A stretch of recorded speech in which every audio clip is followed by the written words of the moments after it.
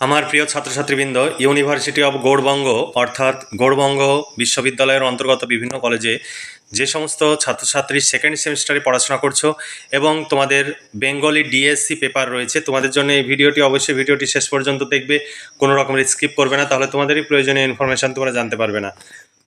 দেখো, university of Gour Banga second semester Bengali DSC 2 paper, তোমাদের সিলেবাসের শিরোনামে রয়েছে সপ্তদশ, অষ্টদশ, ঊনবিংশ শতাব্দীর বাংলা সাহিত্য ও সাহিত্য। তোমাদের এই সিলেবাসের উপরে পড়তে হবে। তোমরা যদি প্রশ্নোত্তরের পিডিএফ কপি সংগ্রহ করতে চাও তাহলে প্রশ্নোত্তরের পিডিএফ কপি রেডি হয়ে গেছে। বড় প্রশ্ন উত্তর তোমরা কমপ্লিট পেয়ে যাবে। 250 টাকা পেমেন্ট করতে হবে। তোমরা 250 টাকায় যে সাজেশনে যে বড় প্রশ্নগুলো দেখবে সমস্ত প্রশ্নের উত্তর পেয়ে যাবে। তোমরা এই বড় প্রশ্নগুলো পড়লেই এমসিকিউ টাইপের প্রশ্নের উত্তর সহজেই করতে পারবে, কারণ তোমাদের শর্ট প্রশ্ন এমসিকিউ থাকে। তোমরা চাইলে আজই নিচে দেওয়া হোয়াটসঅ্যাপ নম্বরে যোগাযোগ করে নোটসগুলো সংগ্রহ করে নাও, তোমরা ভীষণভাবে উপকৃত হবে। আর এমসিকিউ টাইপের প্রশ্ন যদি আলাদা করে পড়তে যাও তাহলে প্রচুর এমসিকিউ টাইপের প্রশ্ন পড়তে হবে, তা সেটা তোমাদের মনে রাখা খুব মুশকিল হবে। যদি তোমরা ডিটেলসে আমাদের যে নোটস রয়েছে সেগুলো পড়ো তাহলে এমসিকিউ টাইপের প্রশ্নের উত্তর সহজেই করতে পারবে। দেখো, 5 ও 10 মার্কের প্রশ্নের সাজেশন বা তোমাদের পরীক্ষায় যে ধরনের প্রশ্ন আসবে সমস্ত ধরনের প্রশ্নের উত্তর তোমরা করবে, কিন্তু এখানে আমরা 5 ও 10 মার্ক বলে উল্লেখ করেছি, সেটি 8 বা 12 মার্ক হিসাবে থাকতে পারে বা 5 ও 10 মার্ক হিসাবে থাকতে পারে। যে ধরনেরই প্রশ্ন হোক না কেন তোমরা উত্তর করতে পারবে। দেখো, সিলেবাস 2025 মডিউল 1-এ রয়েছে সপ্তদশ অষ্টদশ শতাব্দীর বাংলা সাহিত্য। মঙ্গল কাব্য, মঙ্গল কাব্যের মধ্যে পড়তে হবে মনসা মঙ্গল, চণ্ডীমঙ্গল, ধর্মমঙ্গল, অন্নদামঙ্গল, আরাকান রাজসভার সাহিত্য, গীতিকা, কবিগান। এরপরে রয়েছে 2 নম্বর মডিউলে রয়েছে মধ্যযুগের নির্বাচিত সাহিত্য পাঠ, ময়মনসিংহ গীতিকা, মলুয়াপালা, মহুয়াপালা, মলুয়াপালা আর চন্দ্রাবতী পালা। মডিউল 3-তে রয়েছে 19 শতকের বাংলা গদ্য উপন্যাস সাহিত্যের ইতিহাস। গদ্যের মধ্যে রয়েছে সাহেব পাঠ্য গদ্য অর্থাৎ উইলিয়াম কেরি, মৃত্যুঞ্জয় বিদ্যালঙ্কার, রামরাম বসুর রচিত গ্রন্থগুলো তোমাদের পড়তে হবে, অর্থাৎ এদের অবদান আলোচনা করতে হবে। তারপরে সমাজ সংস্কারমূলক গদ্য, রাজা রামমোহন রায়, ঈশ্বরচন্দ্র বিদ্যাসাগর। আর সাহিত্য গদ্য, সাহিত্যিক গদ্য, প্যারীচাঁদ মিত্র, কালীপ্রসন্ন সিংহ। তারপরে উপন্যাস, উপন্যাসে তোমাদের যেগুলো পড়তে হবে অর্থাৎ যাদের সম্বন্ধে পড়তে হবে ঔপনিবেশিক প্রতিভা। দেখো, রম্যন্যাস, সামাজিক উপন্যাস, ইতিহাস আশ্রিত উপন্যাস, বঙ্কিমচন্দ্র চট্টোপাধ্যায়, তারকনাথ গঙ্গোপাধ্যায়, স্বর্ণকুমারী দেবী। 4 নম্বরে রয়েছে 19 শতকের বাংলা কবিতা, মৌলিক নাট্যকার, রঙ্গমঞ্চের ইতিহাস। কবিতায় রয়েছে মধুসূদন দত্ত, রঙ্গলাল। গীতি কবিতায় আছে বিহারীলাল চক্রবর্তী, রবীন্দ্রনাথ ঠাকুর, দেবেন্দ্রনাথ সেন। নাট্যকারে রয়েছে মধুসূদন দত্ত, দীনবন্ধু মিত্র, গিরিশচন্দ্র ঘোষ। আর রঙ্গমঞ্চে তোমাদের রয়েছে অপেশাদার ও পেশাদার রঙ্গমঞ্চ, লেবেদেব ও বেঙ্গলি থিয়েটার, হিন্দু থিয়েটার, বিদ্যুৎসাহী মঞ্চ, তারপরে জোড়াসাঁকো নাট্যশালা, বেলগাছিয়া নাট্যশালা, national theatre, great national theatre আর স্টার থিয়েটার। এই ছিল তোমাদের সিলেবাস। এই সিলেবাস অনুযায়ী নোটস রেডি আছে। বড় প্রশ্ন উত্তর তোমরা পেয়ে যাবে। 250 টাকা পেমেন্ট করতে হবে একটি পেপারের জন্য, অর্থাৎ বাংলা ডিএসসি পেপারের জন্য তোমাদের 250 টাকা পেমেন্ট করতে হবে। বড় প্রশ্ন উত্তর তোমরা কমপ্লিট পেয়ে যাবে, এর বাইরে কিছু পড়ার প্রয়োজন হবে না। তাই দেরি না করে আজই নিচে দেওয়া হোয়াটসঅ্যাপ নম্বরে যোগাযোগ করো এবং নোটসগুলো সংগ্রহ করে ঘরে বসে পড়াশোনা করো, তোমরা ভীষণভাবে উপকৃত হতে পারবে। দেখো, সাজেশন 2025 মডিউল 1 তোমাদের সিলেবাসের শিরোনামে দেওয়া রয়েছে।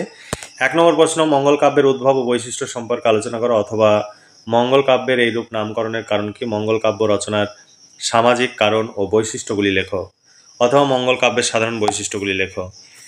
তারপর 2 নম্বর প্রশ্ন, মনসামঙ্গল কাব্যের কবি বিজয় গুপ্তের অবদান আলোচনা করো, মনসামঙ্গল কাব্যের কবি কেতকাদাস ক্ষেমানন্দের অবদান আলোচনা করো। তারপরে প্রশ্ন, চণ্ডীমঙ্গল কাব্য থেকে চণ্ডীমঙ্গল কাব্যে মুকুন্দরাম চক্রবর্তীর অবদান আলোচনা করো, বা উপন্যাসের যে লক্ষণ রয়েছে সেই লক্ষণগুলি তুলে ধরো। অনেকগুলো অথবা প্রশ্ন দেওয়া রয়েছে। ধর্মমঙ্গল কাব্যের ধর্ম ঠাকুরের স্বরূপ নির্দেশ করে যে কোনো একজন ধর্মমঙ্গল কাব্যের শ্রেষ্ঠ কবির কৃতিত্ব বিচার করো। তারপরে ধর্মমঙ্গল কাব্যকে রাঢ়ের জাতীয় কাব্য বলার কারণ উল্লেখ করে এই ধারের একজন কবির কবি প্রতিভা মূল্যায়ন করো, এখানেও অথবা প্রশ্ন রয়েছে। তারপরে অন্নদামঙ্গল কাব্য থেকে তোমাদের প্রশ্ন। অন্নদামঙ্গল কাব্যের কবি রায়গুণাকর ভারতচন্দ্রের কাব্যের বিশিষ্টতা ও কবি প্রতিভার পরিচয় দাও। কবি ভারতচন্দ্রের লেখা অন্নদামঙ্গল কাব্যটি কটি খণ্ডে বিভক্ত? ভারতচন্দ্রের কবি প্রতিভা বিচার করে যুগসন্ধির কবি বলা হয় কেন? লেখো।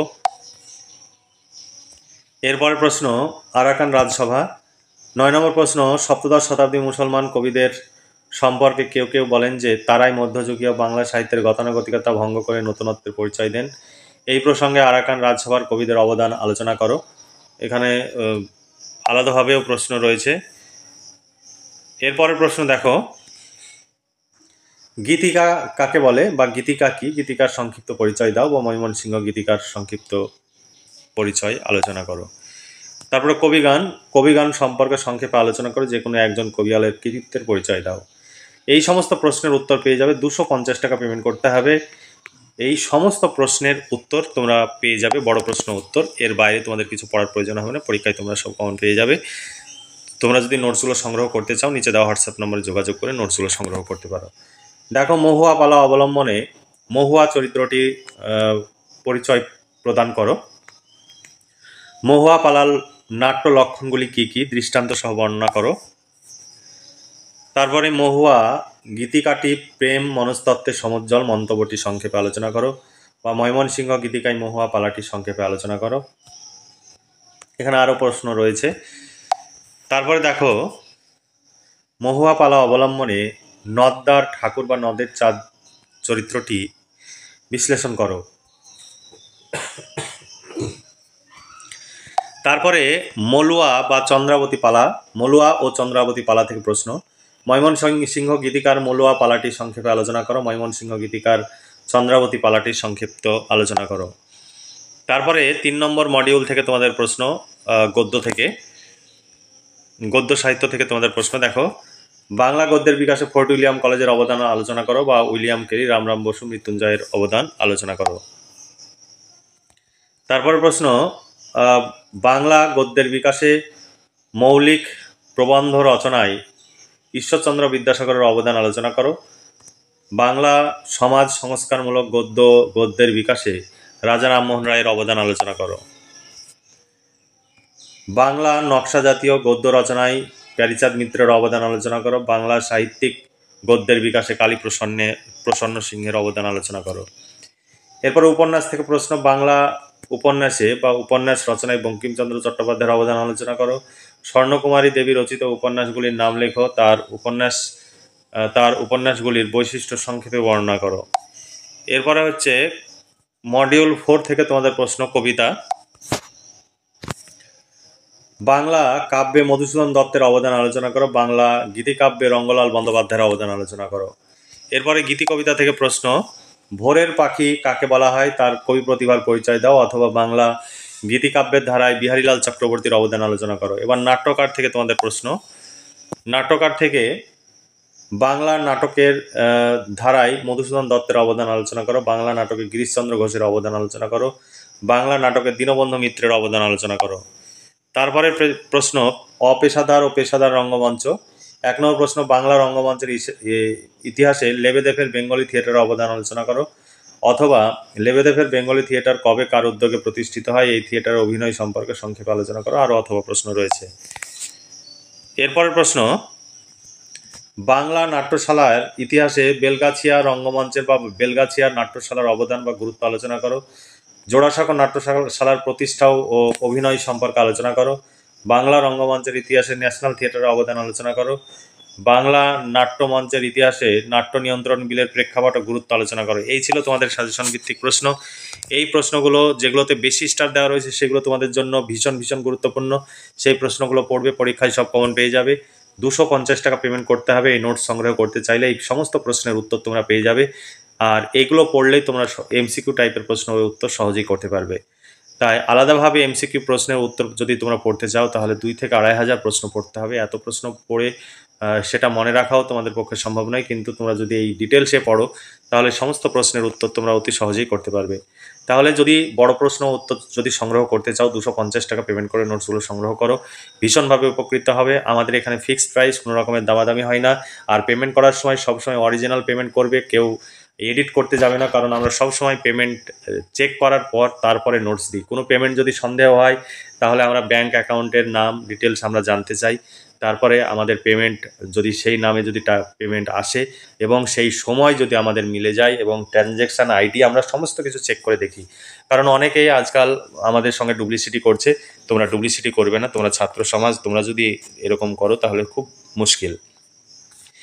তোমাদের কাছে সবসময় আমরা সহযোগিতা কামনা করি। তোমরা যদি আমাদের কাছে নোটস সংগ্রহ করো, আমরা খরচ তুলতে পারলে আশা করছি পরবর্তী সেমিস্টারগুলো নোটস আমরা তৈরি করে দিতে পারবো।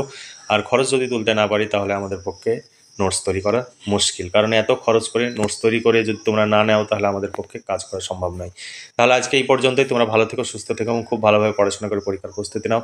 এই শুভকামনা জানিয়ে আজকের ভিডিওটি এখানে সমাপ্তি ঘোষণা করছি।